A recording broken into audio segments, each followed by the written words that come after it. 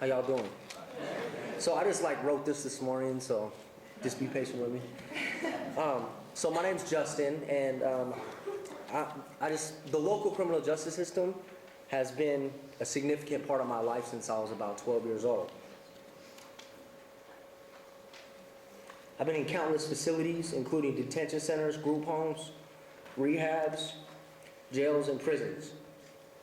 I became institutionalized young, and once juvenile detention was no longer a deterrent, I became a recidivist.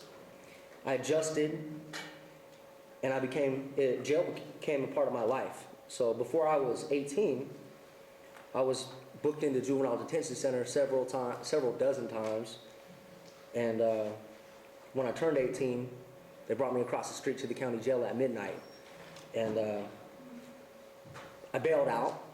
My mom bailed me out, and I think before I made it to court, I was back on new charges. So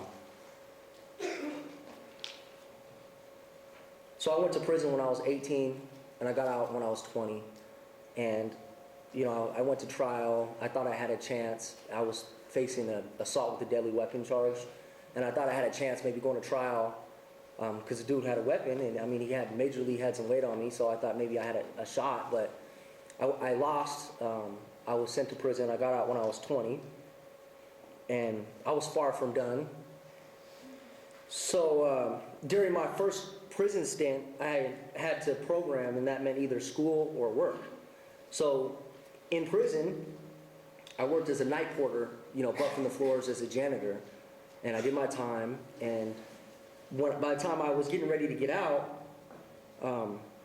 during my time there, I didn't learn anything about recovery or what some would call my criminal thinking disorder.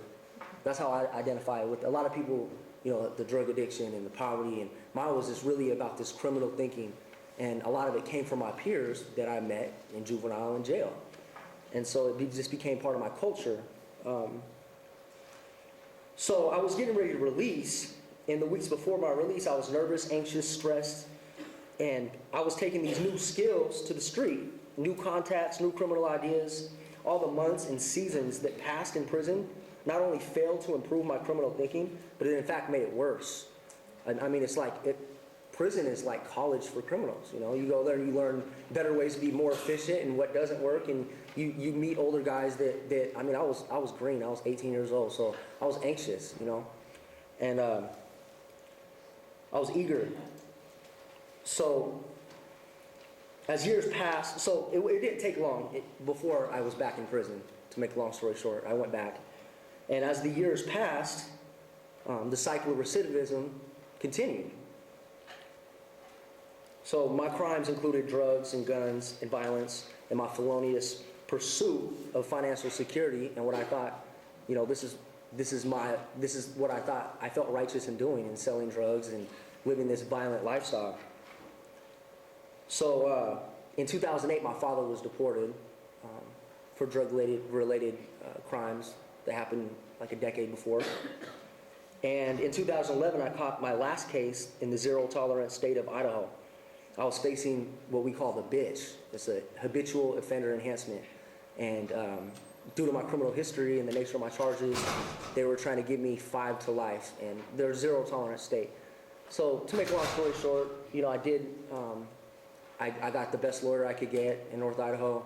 I fought my case for almost a year, and I took a deal for 10 years with a rider. And what a rider is in Idaho, they have different guidelines. It's like parole, and over here is community custody. It's a little different. But they have 3-month, 6-month, and 9-month riders. Well, I was sentenced to a rider, and it's really intensive rehabilitative programming, about 8 hours a day, 5 days a week. And they try to break the culture of, break the culture of the code of silence, and they try to encourage people to tell on each other pretty much for little stuff going on in the pod. And it's kind of like a therapeutic community or MRT program. And I went through a new program called CAP. And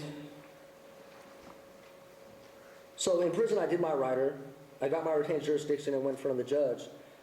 But at those riders, like I said, it's moral recognition therapy, therapeutic communities, and they're generally despised by the offenders. and they're used punitively. The state of Idaho doesn't believe that these programs work, but they use them as a punitive measure. And so being forced to look at our own criminal thinking, addiction, and how we created victims was something that none of us were really anxious to do. However, during that program, I did obtain tools that I continue to use daily. And I would eventually use these tools when I was ready to take control over my life and really engage with my recovery. So upon completion of the Correctional Alternative Placement Program, or CAP, I was able to see a judge and released on probation with 9 years left hanging over my head. I was then sent to an intensive outpatient here in Washington called Thinking for a Change. It's just at the DOC office, and I went with our buddy over there. We were going through this intensive program where it helped us learn about our feelings, our thoughts, actions, and reactions, as well as co-occurring disorders and drug addiction. And these are all tools that I continue to use, and they've helped me further understand myself, my triggers, my strengths, and my weaknesses. Now, for me, recovery was possible, but only with these tools. Programs like MRT and TC are intense and unpleasant. Nobody likes to do them while we're going through the program. But they truly provide tools essential for recovery, and we must continue to invest in smart justice, not just because it makes sense economically, but because it can improve the quality of life for both offenders and their potential victims. So with my experience on both sides of the law, I truly understand that addressing offenders' deep-seated issues is the only way to stop them from reoffending. Although I'm still on active DOC, I'm proud to be the director of Don't Shoot Incorporated and a community organizer for one of the strongest political grassroots organizations in the country, Washington Can. So, thank you. So I feel like I made it out. You know, I got I got short timers.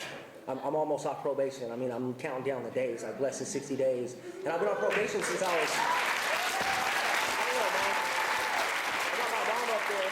My mom knows I've been on probation since I was like 12 years old. I've always had a PO, you know? And I've never got to travel, never got to go to Thailand.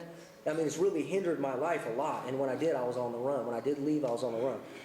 So I want to say that I believe I made it out, and for that reason, we must do nothing less than demand smart justice for our community. We absolutely need it, and we've got a lot of people that support it, and we've got the potential to do it. So I hope that everybody will push for this, because we deserve it. Thank you.